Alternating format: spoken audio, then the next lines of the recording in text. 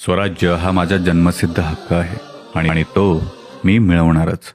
ही केवळ एक घोषणा नव्हती, तर ती होती एका महापुरुषाची आग ओकणारी वाणी, लोकांच्या रक्तात धग पेटवणारी आणि ब्रिटिश सत्तेला हादरवणारी. ते होते लोकमान्य टिळक, एक नाव की ज्यांनी संपूर्ण स्वातंत्र्य चळवळीचा पाया घातला.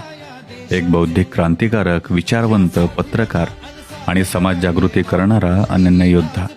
शाळा, समाज, सत्य आणि स्वातंत्र्य या चौकटीत त्यांनी विचारांची मशाल पेटवली. केसरीसारख्या वृत्तपत्रातून सत्य मांडलं आणि गणेश उत्सव आणि शिवजयंतीसारख्या उत्सवातून लोकांना एकत्रित केलं. जेव्हा जेव्हा इंग्रज सत्तेला वाटलं होतं की भारत दडपला गेला आहे, तेव्हा टिळक उठून म्हणाले की भयाला मनात स्थान नको.